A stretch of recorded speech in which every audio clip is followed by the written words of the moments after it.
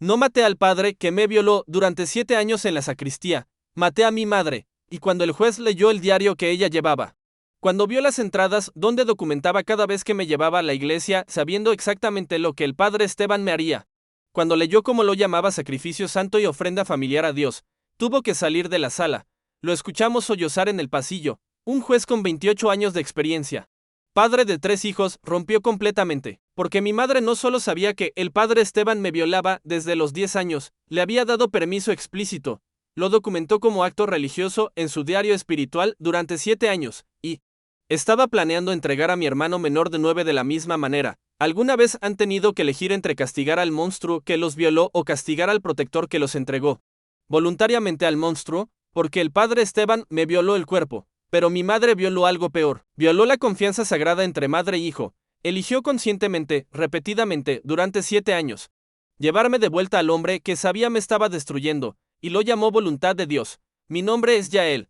Tengo 17 años y estoy cumpliendo 6 años por homicidio. Maté a mi madre, ahogándola con mis propias manos mientras ella rezaba el rosario, y necesito contar esta historia completa, porque hay madres ahora mismo eligiendo proteger a abusadores, eligiendo entregar a sus hijos por fe ciega, por fanatismo religioso, por obediencia distorsionada, y nadie quiere creer que una madre pueda hacer eso, pero la mía lo hizo, durante 7 años, todo documentado en su diario espiritual, cada entrega, cada traición, cada vez que eligió a Dios o su versión retorcida de Dios sobre su propio hijo. Empecemos desde el principio, desde cuando yo era niño inocente y la iglesia era mi segundo hogar. Mi familia era ultra religiosa, católicos devotos, misa todos los domingos, rosario todas las noches, crucifijos en cada habitación. Mi madre, Pilar, era la más fanática. Su vida entera giraba alrededor de la iglesia. Decía que su mayor orgullo era servir a Dios, que sus hijos eran bendiciones divinas que debían dedicarse al servicio religioso.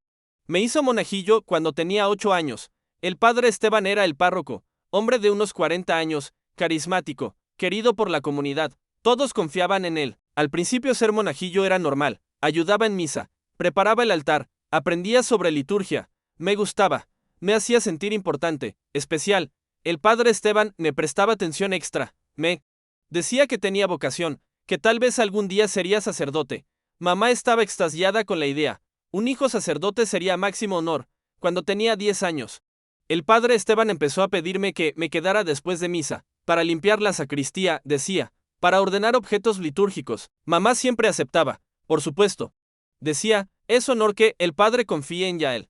Las primeras veces solo limpiábamos, pero luego el padre Esteban empezó a tocarme, primero discretamente, luego más abiertamente. Me confundía. Era sacerdote, hombre de Dios. Si lo hacía, debía estar bien, debía ser parte del servicio religioso que no entendía todavía. A los 10 años y 3 meses, me violó por primera vez, en la sacristía, después de misa dominical, mientras mamá esperaba fuera en el carro. No voy a describir detalles gráficos, solo diré que me penetró, y dolió de maneras que no sabía que existían. Cuando terminó, me dijo que esto era servicio especial a Dios, que sacerdotes necesitan ayuda espiritual que solo niños puros pueden dar, que era secreto sagrado entre nosotros y Dios. Me creí, tenía 10 años. Sí, el sacerdote lo decía, debía ser verdad.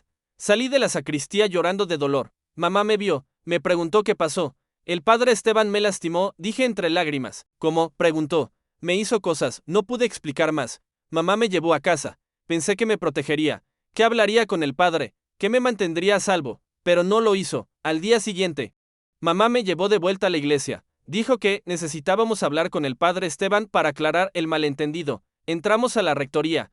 El padre Esteban nos esperaba. Mamá le dijo que yo había dicho que me lastimó. El padre la miró seriamente. Luego me miró a mí, y dijo, ya él es niño especial. Dios me mostró que necesita guía espiritual profunda. A veces esa guía puede ser incómoda, pero es necesaria para su desarrollo espiritual. Mamá asintió. Comprendo, padre, es difícil como madre, pero confío en su sabiduría espiritual. Me quedé helado. ¿Estaba de acuerdo con esto? ¿Entendía lo que pasaba?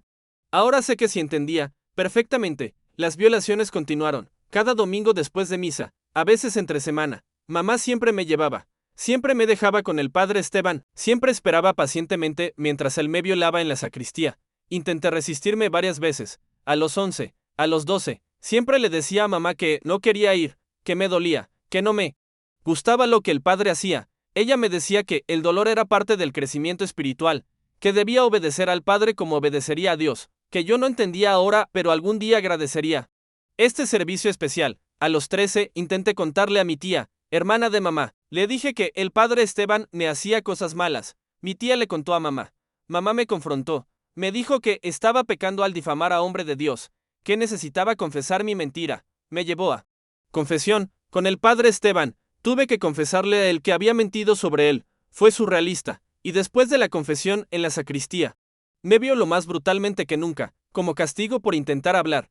A los 15, decidí intentar una última vez con mamá. Fui directo, explícito. Le dije exactamente lo que el padre Esteban me hacía. Su respuesta me destrozó. Dijo, lo sé. Ya él, siempre lo he sabido, y es correcto. El padre es instrumento de Dios. Si Dios lo usa para tu desarrollo espiritual, de esta manera, debemos aceptarlo con humildad. ¿Sabías? Pregunté incrédulo. ¿Todo este tiempo sabías? Desde el principio. Confirmó. El padre me habló antes de empezar. Me dijo que Dios le mostraba que necesitabas guía especial. Yo le di permiso como tu madre. Permiso, repetí. Le diste permiso para violarme. No uses esa palabra vulgar. Me regañó. Es servicio espiritual. Es sacrificio que hacemos como familia para servir a la iglesia. Intenté escapar de casa esa noche. Empaqué mochila. Mamá me descubrió. Me encerró en mi cuarto. Al día siguiente me llevó de vuelta a la iglesia. Se lo entregó al padre Esteban como penitencia por intentar huir de la voluntad de Dios. A los 16. Me había resignado. Durante 6 años el padre Esteban me había violado regularmente, y mi madre lo permitía conscientemente. Nada cambiaría.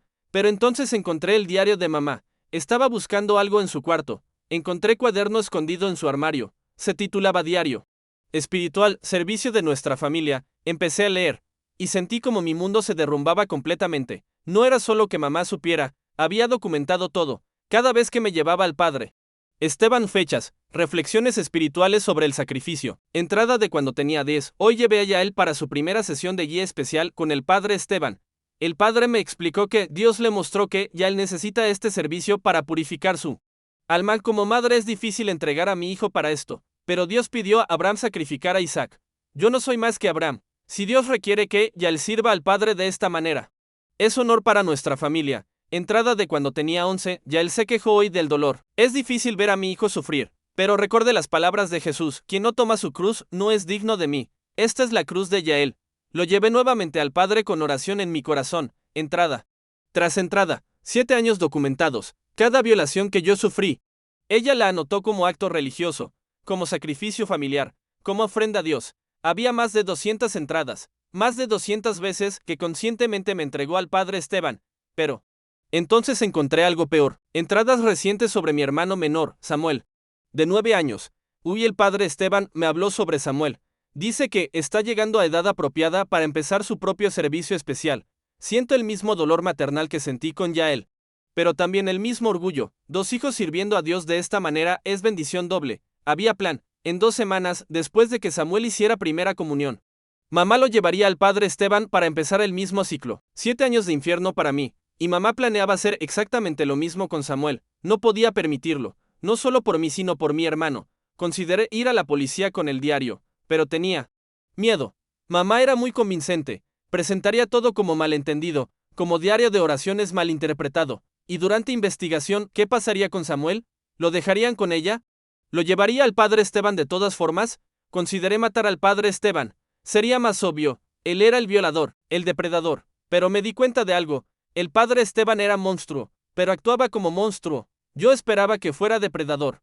Mamá era mi madre. Se suponía que me protegiera. Y eligió entregarme, repetidamente, conscientemente, durante 7 años. Esa traición era peor que cualquier violación física. Tomé decisión. No mataría al depredador.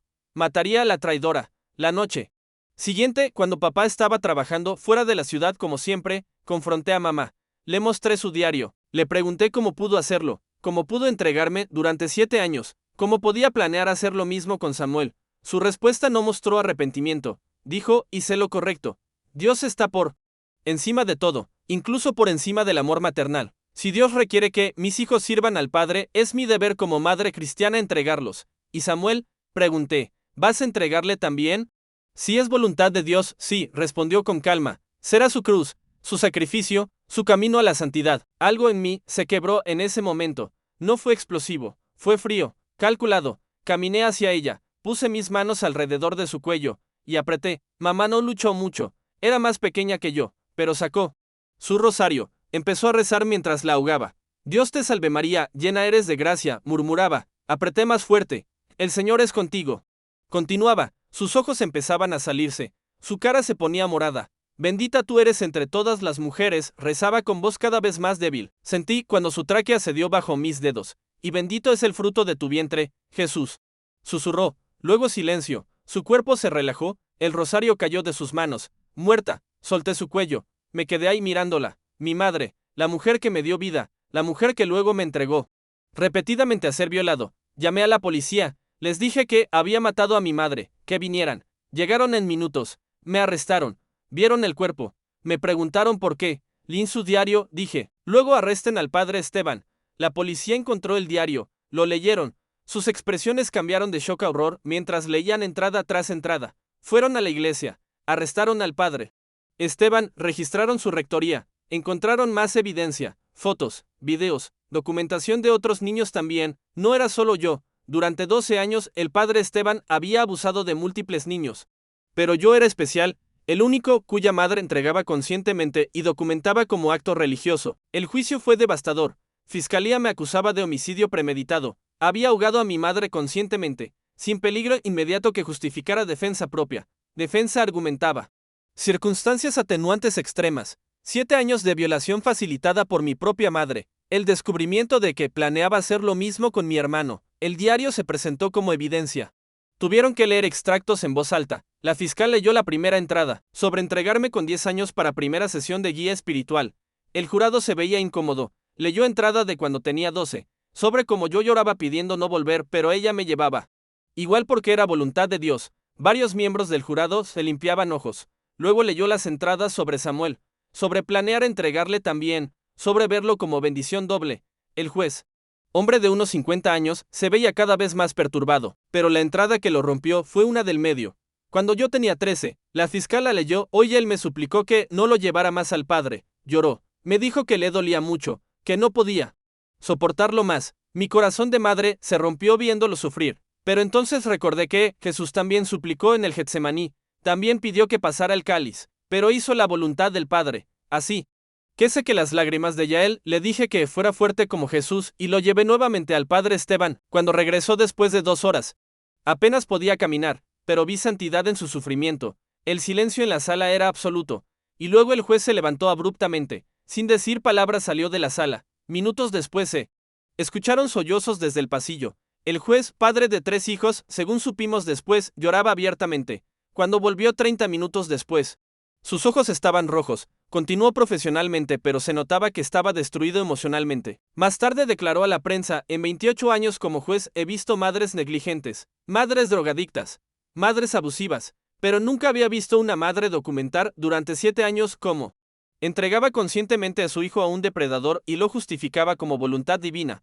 Nunca había visto a alguien torcer la fe tan obscenamente. El juicio continuó. Trajeron psicólogos. Explicaron trauma de ser traicionado por tu protector primario, como es peor que el abuso mismo. Un experto dijo, el padre Esteban violó el cuerpo de Yael, pero su madre violó algo más fundamental. Violó la confianza básica entre madre e hijo. Esa traición es más destructiva que cualquier abuso físico. El padre Esteban testificó desde prisión donde esperaba su propio juicio. Admitió todo. Confirmó que la madre de Yael sabía desde el principio que ella le había dado permiso explícito. También reveló algo más. Dijo que había intentado con otros niños cuyos padres sabían, pero solo la madre de Yael había documentado todo como acto religioso. Solo ella había convertido la complicidad en devoción. El jurado deliberó 5 días. Me declararon culpable de homicidio con circunstancias atenuantes masivas. La jueza me sentenció a 6 años. Durante la sentencia dijo, señor Yael, mató a su madre. Eso es homicidio bajo cualquier definición legal, pero su madre pasó 7 años entregándolo conscientemente a ser violado y lo documentó como sacrificio religioso, y planeaba hacer lo mismo con su hermano menor. Respiró profundo. No puedo decir que su acción estuvo bien legalmente, pero entiendo la desesperación que lo llevó a ello. Entiendo que sintió que era única forma de proteger a su hermano. Golpeó el mazo. 6 años. Elegible para libertad condicional después de 3. Llevo 2 años cumpliendo, me quedan 4, probablemente uno si sigo con buen comportamiento. El padre Esteban está cumpliendo 35 años, no sobrevivirá la sentencia, en prisión. Los que abusan de niños son objetivo constante, ya lo han atacado varias veces. Samuel está a salvo, vive con mi tía. La hermana de mamá, que ahora entiende porque le conté lo que conté años atrás, está en terapia, procesando todo. Nunca fue abusado, eso me da paz. La iglesia donde servía el padre Esteban cerró. La diócesis tuvo que hacer investigación completa. Encontraron otros casos, otros niños, otros sacerdotes encubriéndose mutuamente. Mi caso fue catalizador para reforma en esa diócesis. Estoy en terapia intensiva, procesando 7 años de violación, pero más que eso, procesando la traición de mi madre, porque el padre Esteban era monstruo, pero actuaba como monstruo. Yo no esperaba nada bueno de él. Mamá era mi madre, se suponía que me protegiera, y eligió entregarme, repetidamente, durante 7 años, y lo llamó voluntad de Dios. Esa traición es lo que no puedo procesar, lo que me sigue destruyendo. Los terapeutas dicen que eventualmente podré reconciliar, que podré entender, que mamá estaba enferma, que su fanatismo religioso la había roto, pero no sé si quiero reconciliar, porque leí su diario, vi sus propias palabras. Ella sabía que yo sufría, lo documentó, y eligió mi sufrimiento sobre mi protección. Esta es mi historia, la historia del chico de 17 años que mató a su madre en lugar del sacerdote que lo violó, la historia que hizo llorar a un juez cuando leyó el diario espiritual documentando 7 años de entregas voluntarias. Si te impactó, dale me gusta al video, es el botón de pulgar arriba debajo, y si quieres escuchar más historias reales como esta, historias de gente que ha sobrevivido cosas inimaginables, suscríbete al canal. Solo dale al botón de suscribirse. Déjame saber en los comentarios qué piensas. ¿Tenía razón en matar a mi madre en lugar del sacerdote? ¿Es peor la traición del protector que el abuso del depredador? ¿Los 6 años son justos? ¿Has vivido algo similar, aunque sea remotamente? Cuéntamelo.